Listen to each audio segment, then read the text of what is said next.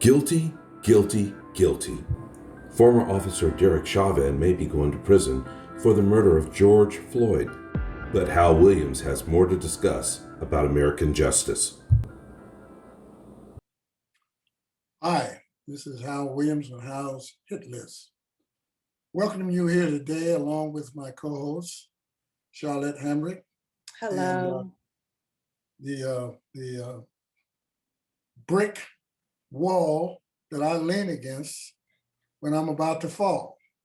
Saves me every time, you know. Not That's sure. why she's an Emmy award-winning producer as well as a co-host. We're going to have a little different show today because it's been a different week. It's been a different month. It's been a different year. There's so much. So if it gets a little heavy, it's because we're going to deal with some realism and ask you to do some self-searching and see what you come up with about where do we go from here? What happens now? So I personally did not want to hear or see the verdict. My daughter called me up and said, Daddy, they're going to announce the verdict in 20 minutes. I said, hang up the phone. I don't want to know. This was like in midday. I said, I'm going to tune in later on, maybe 6 o'clock, and find out what happened. My phone must have rang 20 times after that. I sat outside just in the sun trying to clear my head because my experience at my age had taught me or convinced me there was no way they were going to do anything to this man the way they ended up doing it. I thought they would take the least course of action, a slap on the wrist or what, I don't know, but it was not going to be anything significant. It was something that was going to turn this country upside down a lot more than it previously has last year and this year. That was my concern, that I had no faith, really, is what I'm saying for myself, in the system working for a change, because there's been so many times when it has failed us. And when I did tune in and find out what happened, I was completely overwhelmed and shocked. Well, the George Floyd verdict, I personally think had a lot to do with those young people from every nationality imaginable all summer long with their mask on in every city around the world marching for Black Lives Matter. Mm. And I think it resonated, and I think it had a lot to do with the outcome. I think the witnesses in the case that the prosecution put on was superb. The witnesses held up. Um, and this time, we were going to believe our eyes. I mean, Rodney King, we all watched it unfold before our eyes, and we also watched when those cops were acquitted. Right. And I can understand why you had low expectations for the outcome of this. I think I was a little more optimistic. I did watch a lot of it and I also believed in the movement. And that's what it is. It's definitely a movement, and one in which there is no true leader. So, a lot of what happened in the civil rights movement was there were identifiable leaders, or there was the church. In this particular instance, they don't know who to come after. And I think it should stay that way because as Nice. long as there's a leader, they're coming for that leader. Yeah. And so I think it had a lot to do with it. But that being said, let's talk about how policing even came about. I mean, policing basically started with slave catching. That Yeah. was the first version of policing in America, and it's pretty crazy. So you want to take it from there? Well, it's always, it started back uh, um, slavery time of runaway slaves. You know, they were sending hunters and bounty hunters and things after people, even people who have been freed, you know, because they had the ability. There was a PBS documentary, Solomon, I can't think of his last name. This guy had been freed and came up to Washington, D.C., and became a politician and everything, and ventured out, and two bounty hunters got him and put him back in slavery. It was a thing that I've had my experience as a Black male in this country. I've had my experiences with policing. So I'm a little more pessimistic and not as optimistic as some folks might be, even though I have guys I grew up with who became police. Matter of fact, I took the police exam in my hometown 3 times. What? Passed it. Never got certified because in Columbus, Ohio, if they had a class of 38, only 3 were going to be Black because they had a quota system. And so I guess I ended up playing a cop on Sanford and Son instead. But anyway. Why did you want to be a cop? At that time, it was, I wanted to prove there were some good cops because there were a couple of good cops I knew. There was a guy we knew named Jimmy the Cop who was loved so much, that's when cops walked the beat in the nightclub area and everything. And I sold newspapers in the nightclub area at night. And Jimmy the Cop, nobody ever gave him a problem. Even the dirtiest on the street, if you had an argument with Jimmy the Cop, they want to beat you up. Sometimes he'd let me ride in the cruiser with him, ride around in the cruiser with him. I wanted to show that there could be good policing, that everything wasn't bad about police work and everything. True enough, at that particular time in my hometown, there weren't as many shootings like there are now. I can't believe what's going on. Just the other day, the Bryant child in my hometown got killed. But the thing is that I've always averted any chance that I might bump into a policeman somewhere, or if I come down the street and I see them behind me, I will either pull over and park or turn the corner to get away from them, because you can't as a Black male. I said we're and females get killed too, but as a Black male, we're an endangered species, because every day I leave my house, I'm not sure I'm going to come back home, and I live with that every day right now. That is so heartbreaking. That is so heartbreaking. Well, you did get a chance to play a cop, a really good cop on Sanford and Good Son. job. Yeah, I good remember job. we used to have officer-friendly days when I was in high school, and cops would come to the school and they would, talk about what they do and so forth.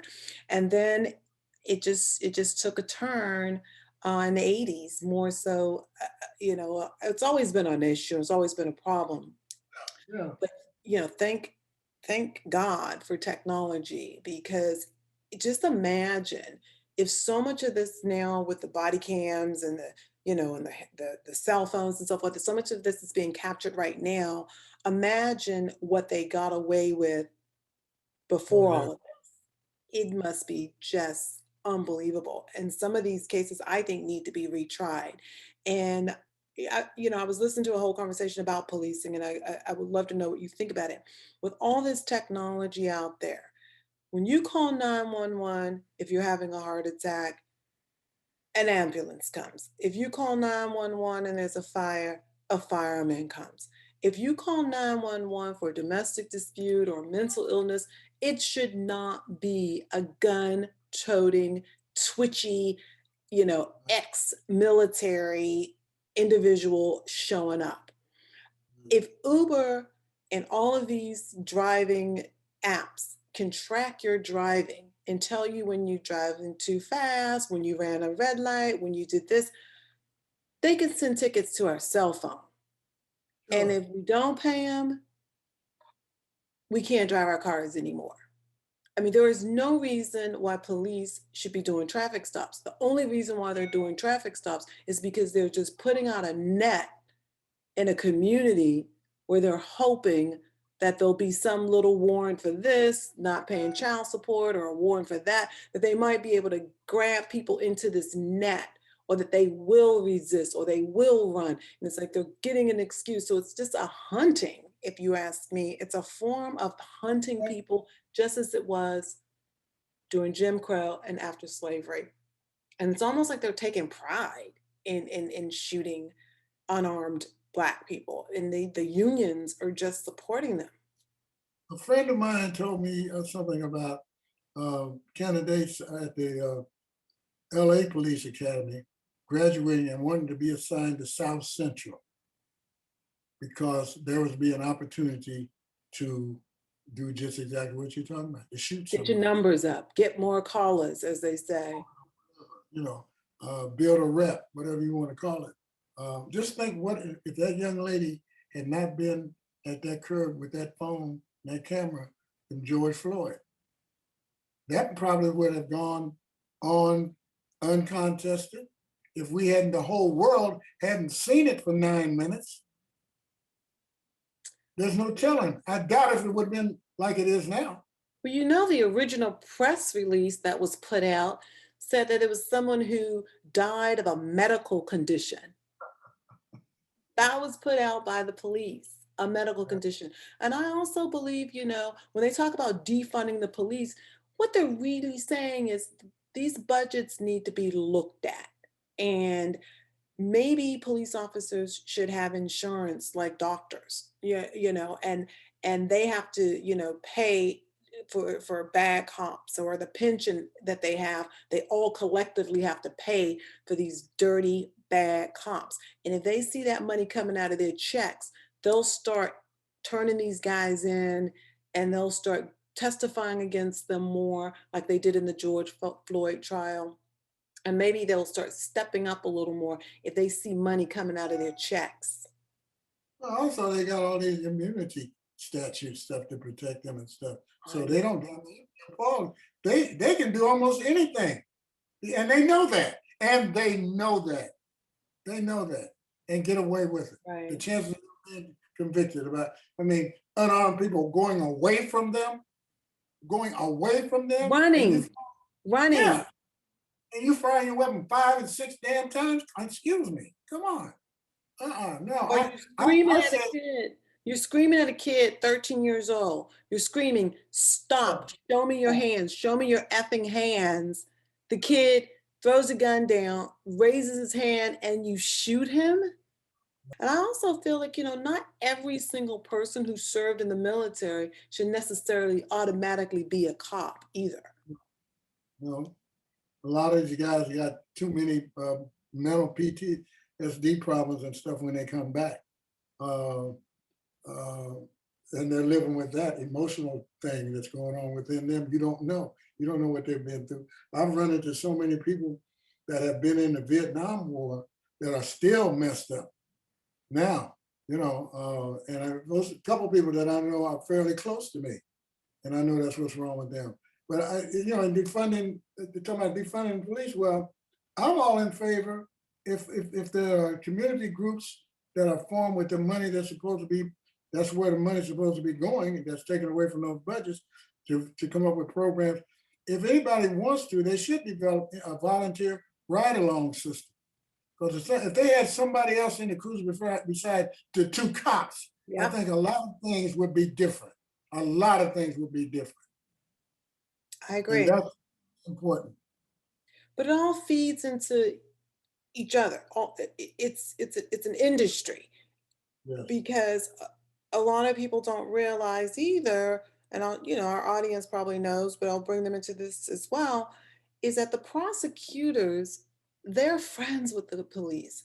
They need the police to come in and help them convict people. So those police are their witnesses. They go and have drinks together after they put, 7 people away for God knows how long. And then if you're poor, you end up getting an assigned attorney to defend you with a caseload that is unimaginable, who doesn't even have time to look at the police body cam footage. So they have to just go with whatever the police says happened. They go into court, and the judges are also in cahoots. and particularly with Black men. And Right. they build these prisons, so they have to fill them. And so many of the prisons are privatized. So they're just feeding Yeah, people into the prison system, and it's just unacceptable. that whole prison industrial complex thing. I saw where William Barr at one time wanted to increase the number of incarcerations, so to build a bigger workforce, so they can make more money off of parole, people in prison. So it's corrupt. It's so corrupt, and it just that they concentrate, as you just pointed out, a certain sector of the population, Mhm. and they concentrate on that, and usually they're successful because everybody's in cahoots. Everybody's got something they're getting out of the whole thing. Um, And it's it's like Ava DuVernay did a film called 13th that truly addresses the prison system. And then, which makes me think about um, the Central Park Five. right. Oh my God. Yeah, it's uh, it's almost like it's a plan.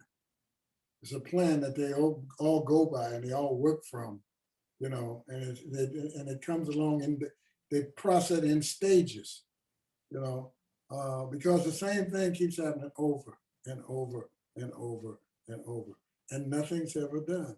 And like, how can you look at something like this and not know something is wrong?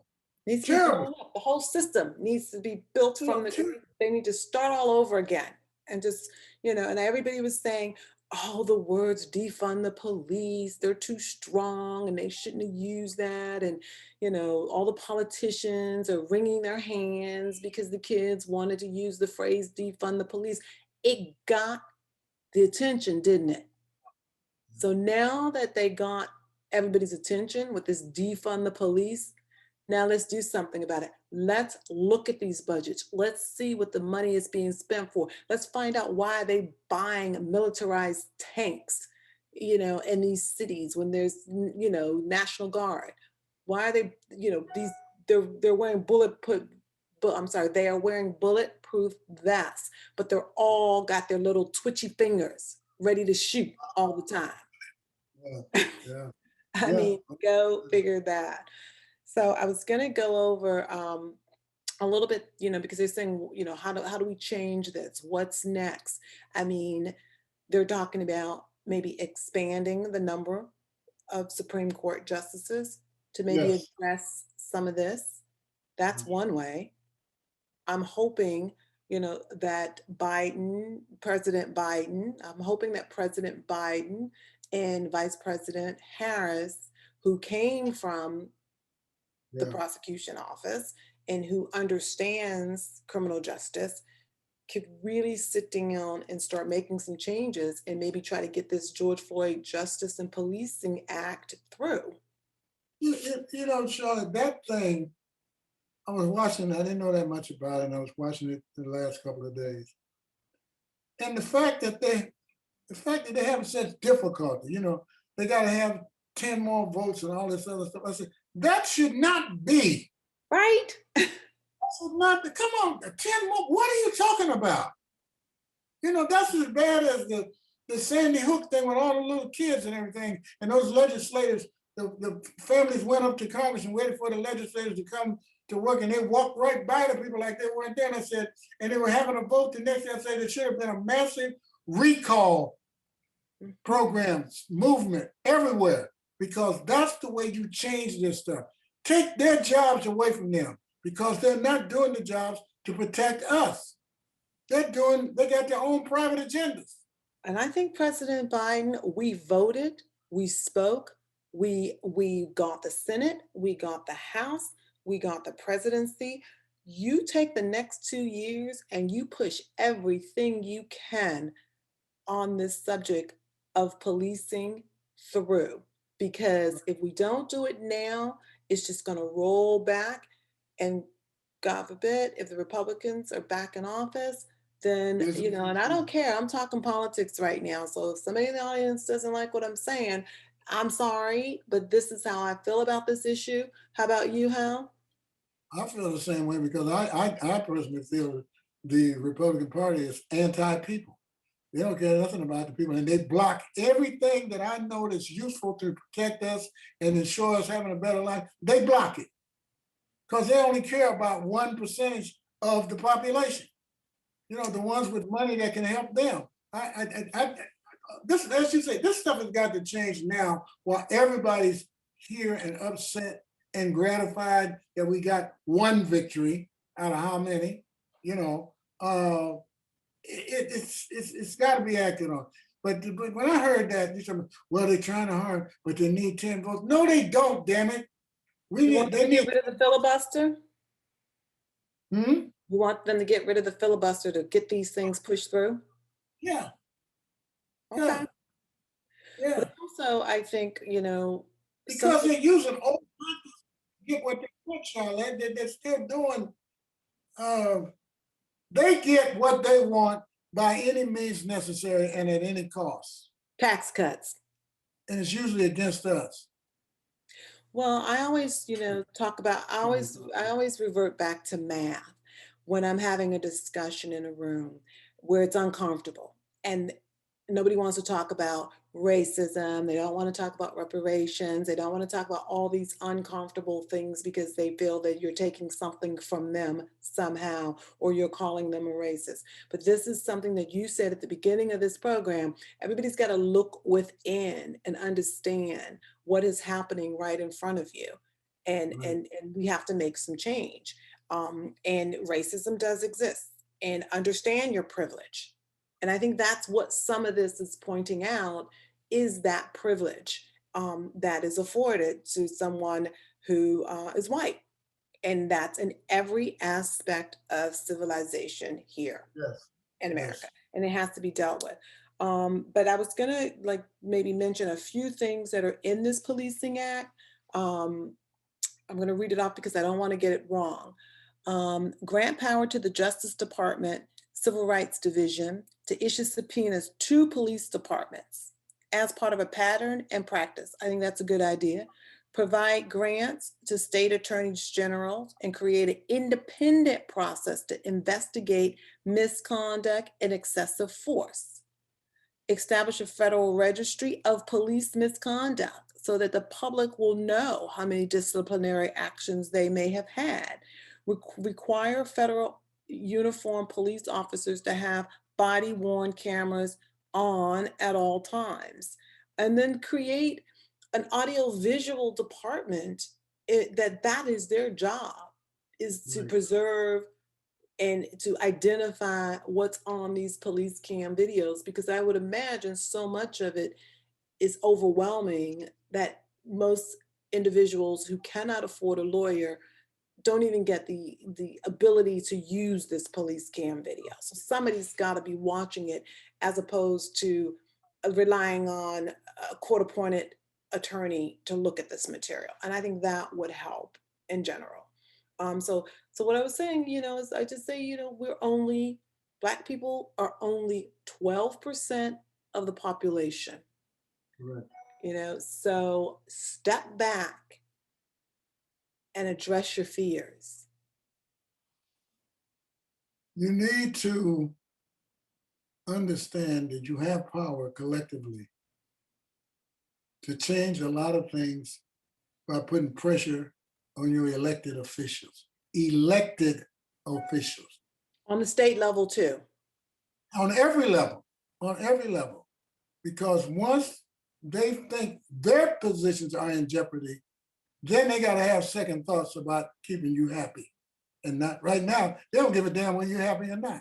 They do exactly what they want to do because there are lobbyists who have control over them, who sweeten the pot. Let's be fair, let's be honest. We know it goes on. And why does it go on? Because we allow it. We don't insist on transparency, accountability, none of the stuff. But every time you see these people that you only see every 2 or 3 years when they need your vote, the rest of the time you don't see them. They don't have town hall meetings they have to schedule every 4 months and come back and tell you, what the hell you been doing up there for 4 months? Because we don't know what you've been doing. You need to be able to have to come back and tell us exactly why you didn't vote against the gun law, why you didn't vote against the no knock and all this other stuff. So that's where the power is. And they can also start with giving Washington, D.C. statehood and 2 senators. Oh, yeah. You know, because that will, I think, make things a bit more proportional, because it makes no sense when you have these states with less than 1 million people in it, and they have 2 senators sitting there deciding huge decisions about the rest of the country. And California is big as a country in itself with only 2 senators. Texas, only 2 senators. Give statehood to both DC and Puerto Rico. I'm for both. Right. And then if you have good policies, you go get those, you go win those seats. Yes, yes. Because that's where the change really has to be.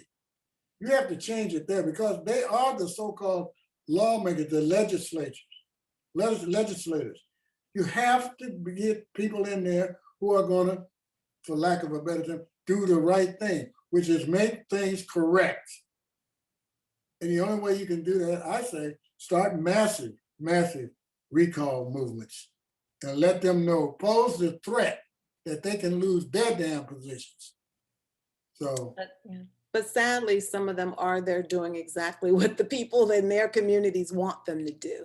So, but I understand what you're saying. Every vote counts, and I think everybody is starting to realize that, and that people of color are coming together.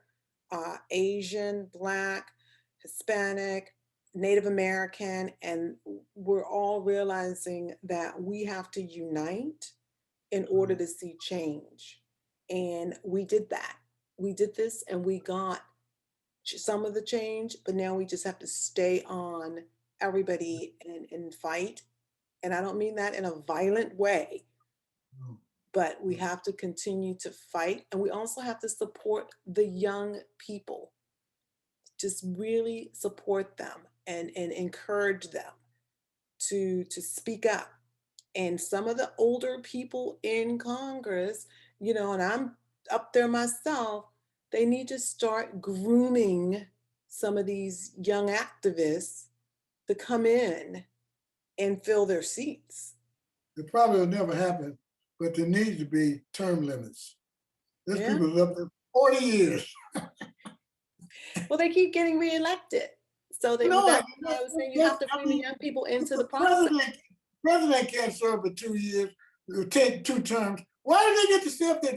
Strom Thurmond stayed in it till he's 100 damn years old. Oh, you're talking about this? Absolutely. Yeah. So what would you like to leave our audience with on this note? Again, it was a much more serious discussion than we normally have, but it needed to be addressed, and we're probably going to do this periodically and get in each other's face and talk about things that are difficult to talk about. Well, we got to talk about them, otherwise we can't solve anything. We got to be in touch with each other. We got to inform each other. I mean, we get so much out of the little box. A lot of people believe everything that comes out of that little box, But you got to have people to come along, even if doing a little show like this, to remind people there are exceptions to this, there are exceptions to that. There's positives and negatives to everything. You got to get on the right track, and then you got to stick with it, because you do have power you don't realize you have, but collectively, you have a great deal to say about how things go in this country. And we don't take advantage of that. We really don't. I learned so much from you every single week. And yet again, you brought the truth. And I thank you. And I'm out. I'm Charlotte Hambrick from New Orleans. See you soon. I love that. Take care. Be safe. God bless. Thank you for listening to Hal's Hitlist. Check out next week when Hal will laugh to the bank. All things Eddie Murphy, including Coming to America, that blew up Netflix. 48 Hours, and The Man.